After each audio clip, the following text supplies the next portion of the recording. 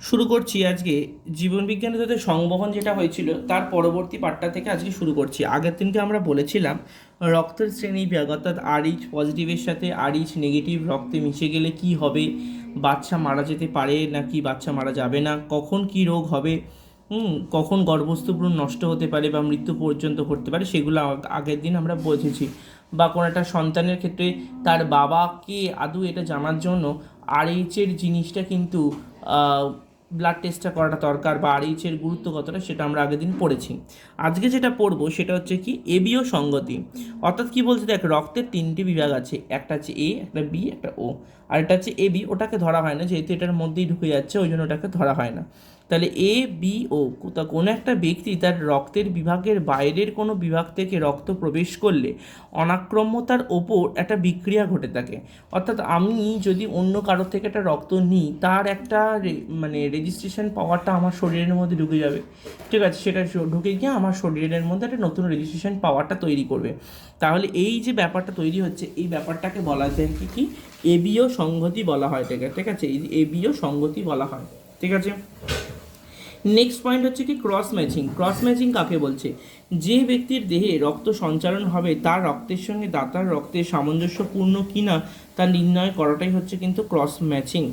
রক্ত সঞ্চালনের পূর্বে দাতা এবং গ্রহীতার রক্তের ক্রস ম্যাচিং অবশ্যই হওয়াটা কিন্তু প্রয়োজন। অর্থাৎ কি বলছে, অর্থাৎ আমি যে কারোর থেকে রক্ত নেব নাকি কাউকে রক্ত দেব, অল টাইম আমার রক্ত যদি পজিটিভ হয়, আমি আরেকজনের, আমার শরীরে যদি রক্ত এবি পজিটিভ হয়, তাহলে আমি আরেকজনের থেকে এবি পজিটিভই রক্তই নিতে পারবো, অন্য কিছু রক্ত নিতে পারবো না। যার ফলে কি হবে, শরীরের মধ্যে একটা বাধা সৃষ্টি হলে আমি মরে যেতে পারবো। ঠিক আছে, কারণ ওইটার জন্য যে রক্ত যখন দেওয়া হচ্ছে, দাতা এবং গ্রহীতা দুজনের কিন্তু রক্তের ব্লাড গ্রুপটা জানা দরকার। বুঝতে পেরেছিস? চলে যাচ্ছে হচ্ছে হিমোলাইসিস। ত্রুটিপূর্ণ রক্ত সঞ্চালন ঘটলে গ্রহীতার অনাক্রম্যতন্ত্র দ্বারা গৃহীত লোহিত রক্তকণিকা বিনষ্ট হওয়ার ঘটনাটাকে বলা হয় কি হিমোলাইসিস। অর্থাৎ কেউ একটা কোনো জায়গায় ব্লাড নিতে গেছে, ব্লাড নিতে কি দেখতে পেলেও কি আমার নিজের রক্তটা হচ্ছে দরকার এবি পজিটিভ, তো আমাকে শুধু ভুল করে ও বি পজিটিভ রক্ত দিয়ে যাচ্ছে, তাহলে রক্ত কি ম্যাচিং করছে? রক্ত ম্যাচিং হচ্ছে না। ওইটার জন্য কি হবে, আমার শরীরের মধ্যে নতুন লোহিত রক্তকণিকাগুলো ঢুকছে, কিন্তু ঢুকে কিছু লাভ হচ্ছে না, লোহিত রক্তকণিকাটা পুরো বিনষ্ট হয়ে যাচ্ছে। যার ফলে এই বিনষ্ট হয়ে যাওয়ার প্রক্রিয়াটাকে বলা হয় থাকে হিমোলাইসিস বলা হবে। নেক্সট পয়েন্ট হচ্ছে কি রক্তদান সংক্রান্ত কতগুলো ভ্রান্ত ধারণা। বহু রক্তদান সম্পর্কে বহু মানুষ আজও কুসংস্কারাচ্ছন্ন। তাদের ভয় হচ্ছে কি রক্ত দান করলে শরীরে রক্ত নাকি কমে যাবে এবং তার পূরণ হবে না, ফলে রোগ ভোগ জীবনাবসান হতে পারে। জনগণের এরকম ভীতি দূর করার প্রয়াস নিতে হবে।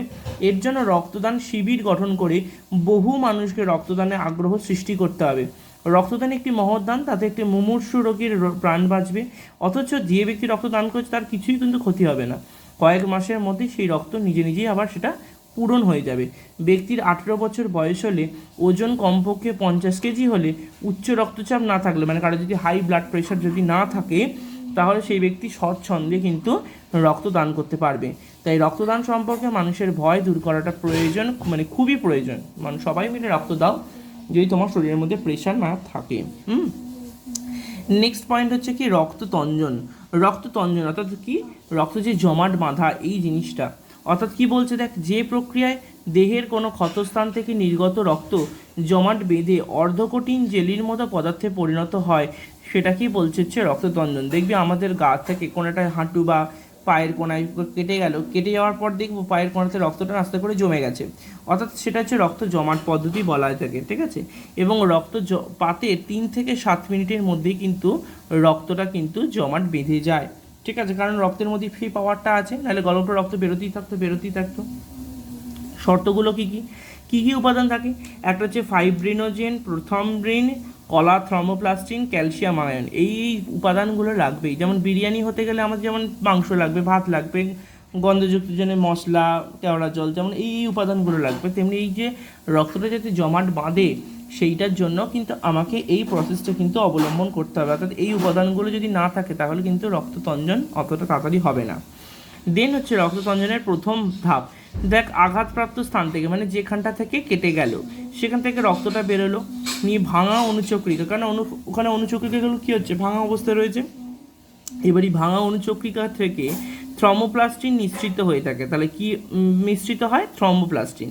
এই থ্রম্বোপ্লাস্টিন ক্যালসিয়াম আয়নের সঙ্গে মিলিত হয়ে প্রোথ্রম্বিনেজ নামক একটা এনজাইম তৈরি করে। তাহলে কি তৈরি করলো? দেখ, থ্রম্বোপ্লাস্টিনের সঙ্গে Ca++ আয়ন যুক্ত হয়ে গিয়ে তৈরি করলো প্রোথ্রম্বিনেজ এটা তৈরি করলো। নেক্সট, প্রোথ্রম্বিনেজ হেপারিন ক্রিয়া বিনষ্ট করে, অর্থাৎ কি করে? প্রোথ্রম্বিন থেকে প্রোথ্রম্বিনেজের দ্বারা থ্রম্বিনে পরিণত হয়ে যায়। এই যে তখন কি করছে, এই যে প্রোথ্রম্বিনেজটা কি করলো? প্রোথ্রম্বিনকে থ্রম্বিনে পরিণত করলো। মানে আমরা দেখবি ডিমকে সেদ্ধ করি, ডিমকে নর্মালও সেদ্ধ করা যায়, আবার মাঝে সাঝে আমরা কী করি, একটু নুন দিয়ে দিই। নুনটা দিলে কি হয়, টকবক করে জোরে ফুটতে শুরু করে দেবে, স্ফুটনাঙ্কটা বাড়িয়ে দেয়। তো এখানে হচ্ছে প্রোথ্রম্বিনেজটা অনেকটা ওই রকম নুনের মতো কাজ করছে, অর্থাৎ প্রোথ্রম্বিনেজটা দেবো, ওটা কি করবে, ওটাকে স্পিডটাকে বাড়িয়ে দেবে। এই জন্য বলছে প্রোথ্রম্বিনকে থ্রম্বিনে পরিণত করে দিল। তৃতীয় ধাপ কি? থ্রম্বিন ফাইব্রিনোজেনের সঙ্গে মিলিত হয়ে ফাইব্রিন গঠন করে। তাহলে থ্রম্বিন যেটা তৈরি হলো সেটা চেঞ্জ হয়ে যাচ্ছে কার সাথে? ফাইব্রিনোজেনের সঙ্গে চেঞ্জ হয়ে তৈরি করলো ফাইব্রিন। আর এই ফাইব্রিন জালিকায় রক্তকণিকাগুলি আটকে যায় এবং থলথলে একটা তঞ্জিত পদার্থ বা ক্লট তৈরি হয়। ঠিক আছে, তাহলে ক্লটটা কীভাবে তৈরি হচ্ছে দেখ। তাহলে এখানে কি কি দেখা গেল দেখ। তাহলে থ্রম্বিন ফাইব্রিনোজেনের সঙ্গে মিলিত হয়ে গিয়ে ফাইব্রিন গঠন করে। ফাইব্রিন জালিকায় রক্তকণিকাগুলো আটকে যায় এবং থলথলে একটা তঞ্জিত পদার্থ বা ক্লট তৈরি করছে, কারণ ক্লটটা যদি না হয় ফিনকি দিয়ে রক্ত বেরোতেই থাকবে। ঠিক আছে, ওই জন্য। এছাড়া একটা দেখ, রক্তে দুটো জিনিস থাকে, একটা হচ্ছে কি, রক্তের মধ্যে হেপারিন নামক তঞ্জক রোধক একটা পদার্থ থাকে, যার ফলে কি হচ্ছে, রক্তটা না জমাট বাঁধলো বাইরে বেরোলে, কিন্তু রক্ত যখন ভেতরে থাকে তখন কিন্তু রক্ত জমাট বাঁধলে চলবে না, তখন কিন্তু রক্তকে ফ্লুয়েন্টলি পাস করাতে হবে। অর্থাৎ আমাদের কারো যদি হার্ট অ্যাটাক হয় তখন কী হয়, হার্টের মধ্যে দিয়ে রক্তটা যেতে গেলে বাধা পেয়ে যায়। ঠিক আছে, হার্টের মধ্যে যেতে গিয়ে যদি বাধা প্রাপ্ত হয় তখন কিন্তু এই ব্যাপারটা হয়ে থাকে। তো ওই জন্য বলছে, তাহলে কী জিনিসটা থাকে, সেটা হচ্ছে হেপারিন। এই হেপারিনটা কিন্তু নিঃসৃত হয় বলেই রক্তবাহের মধ্যে রক্ত জমাট বাঁধে না। যারা হার্ট অ্যাটাকের পেশেন্ট হয় তাদেরকে কিন্তু এই ধরনের ওষুধ দেওয়া হয়, যাদের মধ্যে যাতে রক্ত না জমা হয়। যারা এই বেশি অত্যধিক পাঁঠার মাংস, চর্বি জাতীয় খাবার যারা খায় তাদের ক্ষেত্রে কিন্তু এই রক্তে তঞ্জিত হওয়ার পরিমাণটা বেড়ে যায়, মানে হেপারিনটা কমে যায়, তখন রক্ত গিয়ে আটকে যায়, বুকে ব্যথা এগুলো হয়।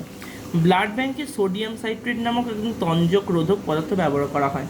ব্লাডটা তো নয় বের করে একটা প্যাকেটের মধ্যে রাখলাম, কিন্তু সেই প্যাকেটটা থেকে প্যাকেটের মধ্যে রক্তটা যাতে ডেলার না জমে যায় সেটাও তো ব্যবস্থা রাখতে হবে, কারণ আমার থেকেও কেউ একজন রক্তটা নিচ্ছে। তখন ওই জন্য কী করা হয়, সোডিয়াম সাইট্রেট দেওয়া হয়। সোডিয়াম সাইট্রেট দিলে কী হবে, সোডিয়াম সাইট্রেট দিলে রক্তটা জমাট বেড়ে যাবে। ঠিক আছে, চলে যাচ্ছি আমরা পরবর্তী পেজে। পরের পেজে দেখ, লেখা আছে রক্ততঞ্জনের তাৎপর্য। তাহলে রক্ততঞ্জনের প্রধান তাৎপর্যগুলো হচ্ছে কী কী? রক্ততঞ্জন রক্তক্ষরণটাকে কী করে, রোধ করে, ফলে দেহের মধ্যে রক্তের পরিমাণটা স্বাভাবিক থাকে, না হলে রক্ত ফ্লুয়েন্টলি বেরিয়ে যেত, রক্তের পরিমাণ কমে যেত। রক্ততঞ্জন ব্যাহত হলে বিভিন্ন রকম শারীরবৃত্তীয় ভৌত প্রক্রিয়া যেমন ব্যাপন, অভিস্রবণ, পরিস্রাবণ ইত্যাদি ত্রুটিপূর্ণ হবে এবং রক্তের চাপ কী হবে, কমে যাবে। কারণ রক্তের যদি শরীরের মধ্যে নাই থাকে তাহলে কী হবে, রক্তের চাপ কমে যাবে।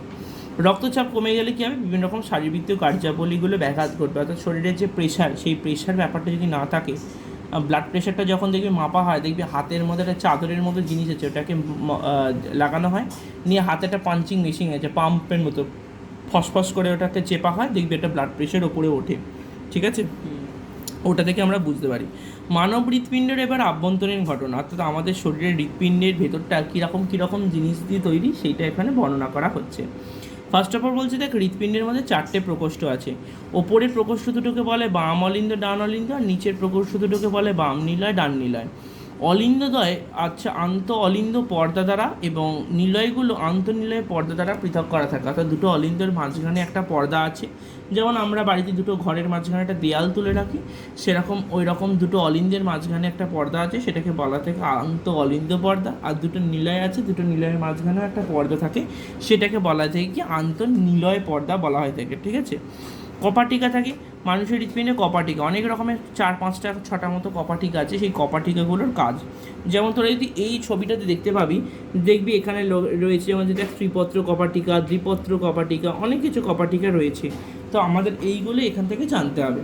যেমন হচ্ছে কী বলছে, যেমন দেখ, ফার্স্টে বলছে দ্বিপত্র কপাটিকা কোথায় থাকে, বলছে বাম অলিন্দ আর বাম নিলয়, বাম অলিন্দ আর বাম নিলয়ের মাঝখানে থাকছে। অর্থাৎ ছবি অনুযায়ী দেখ, দেখ এইটা হচ্ছে বাম অলিন্দ, এটা হচ্ছে আমার বাম নিলয়।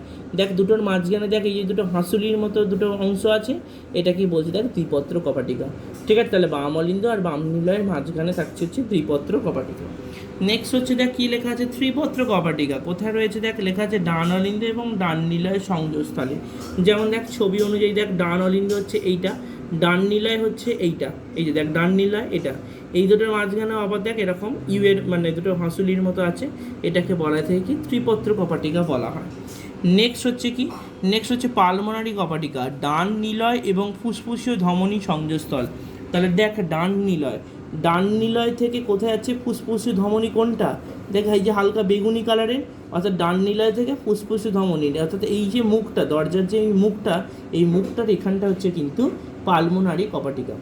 ঠিক আছে, সেম টু সেমভাবে রয়েছে অ্যাওর্টিক কপাটিকা কোথায় না বাম নিলয়ের সঙ্গে এই যে লাল রঙের যেটা ঢুকছে সেটাকে কি বলা থাকে তোর এই যে লাল রঙের যেটাকে দেখাচ্ছে কি মহাধমনী, ওই জন্য দেখ ওইখানে লেখা আছে বাম নিলয় থেকে মহাধমনীর মাঝখানে যে সংযোগস্থল, অর্থাৎ কী বললো বাম নিলয় থেকে মহাধমনীর সংযোগস্থলে রয়েছে অ্যাওর্টিক কপাটিকা। অর্থাৎ এই যে দেখ সবকটাই কিন্তু আমি বললাম, এই যে ডান নিলয়ের সঙ্গে ফুসফুসি ধমনী, বাম নিলয়ের সঙ্গে মহাধমনী হয়ে গেল। নেক্সট হচ্ছে কি করোনারি সাইনাস আর ডান অলিন্দের সংযোগস্থলে রয়েছে থিবেসিয়ান কপাটিকা, আর ইউস্টেচিয়ান কপাটিকা হচ্ছে নিম্ন মহাশয় এবং ডান অলিন্দের সংযোগস্থলে অবস্থিত।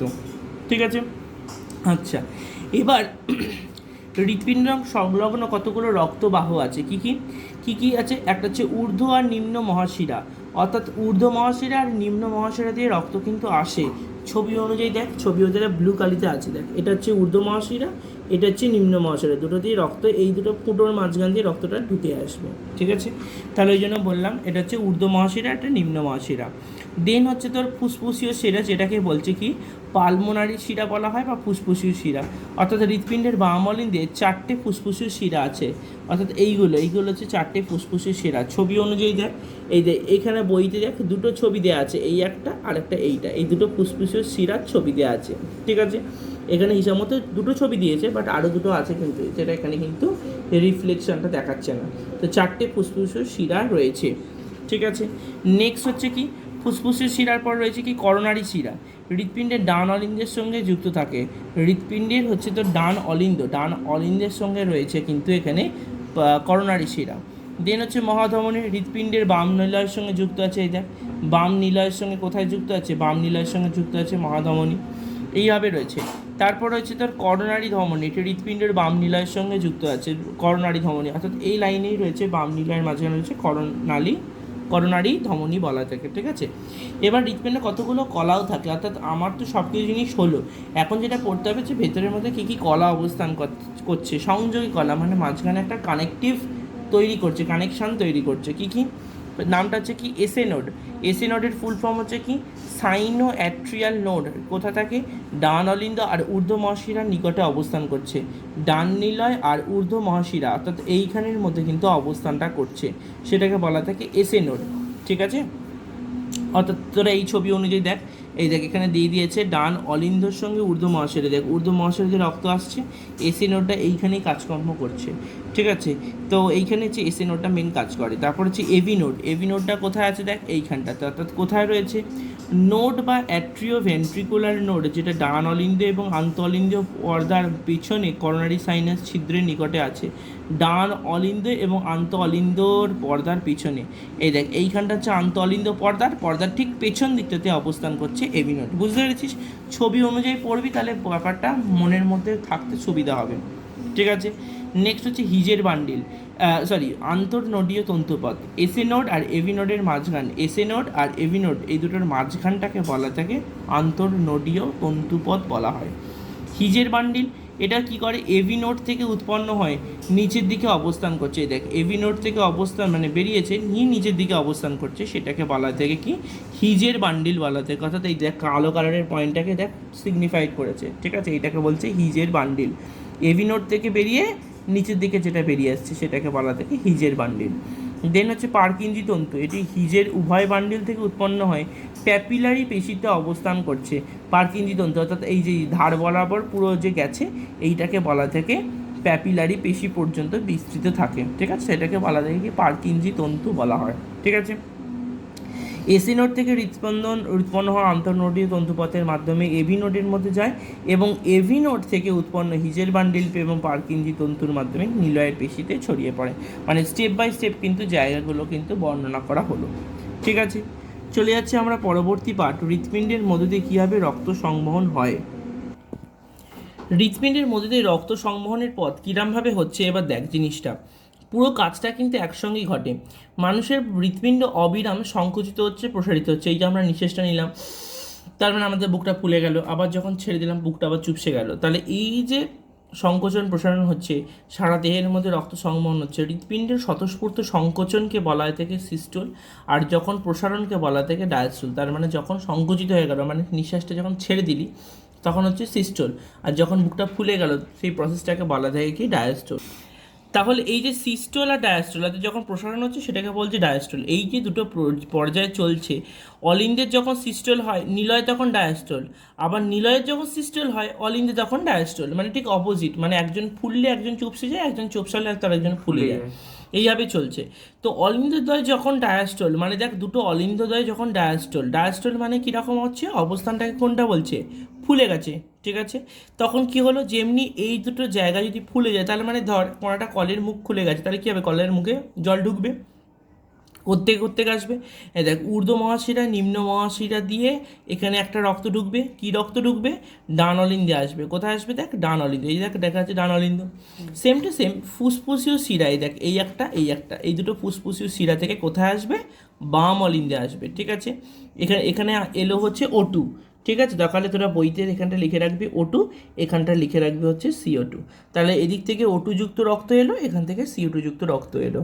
দেন CO2 যুক্ত রক্তটা ত্রিপত্র কপাটিকে ফচাত করে চাপটা দিল, এইখান থেকে পচাত করে এখানে চলে এলো।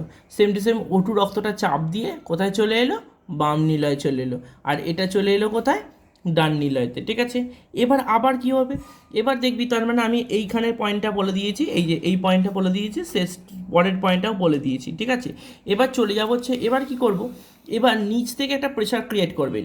আর এই যে কপাটিকাগুলো আছে না, দরজার কপাট মানে হচ্ছে কীরকম, একদিকেই ঢুকতে, মানে আমরা দুদিকেই ঢুকতে পারি। দেখবি দরজার মধ্যে আমাদের বাড়িতে যে দরজা থাকে আমরা ঢুকতে পারি, বেরোতে পারি, কিন্তু এই যে অলিন্দন নিলয়ের মাঝখানে যে কপাটিকাগুলো থাকে সেগুলো শুধুমাত্র ঢুকতে পারে। মানে দেখ এই যে ঊর্ধ্ব মহাশিরা নিম্ন মহাশিরা দিয়ে রক্ত ঢুকলো, এ আর কখনো এইদিকে আর ফ্লো করতে পারবে না। আবার এখান থেকে রক্তটা চাপ খেয়ে নিচে নামবে, এখান থেকে ব্যাকে আর যেতে পারবে না।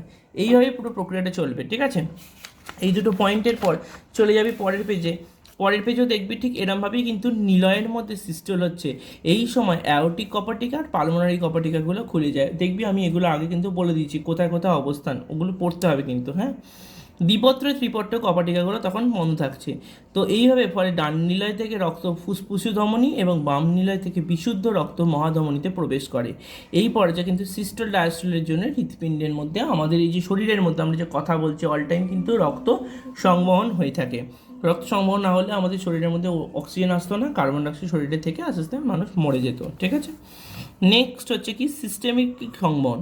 এই প্রকার সংবহনে অক্সিজেনযুক্ত রক্ত বাম নিলয় থেকে ধমনী পথে সারা দেহের মধ্যে সরবরাহ হয় এবং ওটুবিহীন রক্ত সারা দেহ থেকে শিরা পথে ডান অলিন্দে ফিরে আসে। এটাকে বলা থাকে সিস্টেমিক সংবহন, অর্থাৎ মানুষের দ্বৈত সংবহন বলা হয়। একটা হচ্ছে দেখ পালমোনারি সংবহন, একটা সিস্টেমিক সংবহন। সিস্টেমিক সংবহনে কী হয়, বাম নিলয় থেকে ধমনী পথে সারা দেহে রক্ত সরবরাহ হয় এবং ওটুবিহীন রক্ত সারা দেহ থেকে শিরা পথে ডান অলিন্দে ফিরে আসে। পালমোনারি সংবহনটা কি, এই প্রকার সংবহনে অক্সিজেনবিহীন রক্ত ডান নিলয় থেকে ফুসফুসি ধমনীতে ফুসফুসে যায় এবং ফুসফুস থেকে অক্সিজেন রক্ত ফুসফুসের শিরার মাধ্যমে হৃৎপিণ্ডের বাম অলিন্দে ফিরে আসে। অর্থাৎ এই যে এখান থেকে এই যে অক্সিজেনবিহীনযুক্ত রক্ত ডান নিলয় থেকে এই যে এখান থেকে আসে ফুসফুসে, ডান নিলয় থেকে ফুসফুসে, দেন হচ্ছে ফুসফুস থেকে কোথায় আসছে, বাম অলিন্দে, এইভাবে ফিরে আসছে। তাহলে এই যে দুটো সংবহন হচ্ছে, এই দুটো সংবহনকে বলা থেকে মানুষের দ্বৈত সংবহন। ওই জন্য একটা নাম হচ্ছে সিস্টেমিক, একটা নাম হচ্ছে পালমোনারি। এই দুটো সংবহন হয় বলে এটা মানুষের সংবহনটাকে দ্বৈত সংবহন বলা থেকে। ঠিক আছে, তো এই পর্যন্ত হচ্ছে আজকে আমাদের পড়া হলো। এর পরের দিনকে আমরা হচ্ছে রেচন পার্টটা শুরু করব। যে যেখানটা বুঝতে পারবি না বলবি, বলে দেবো।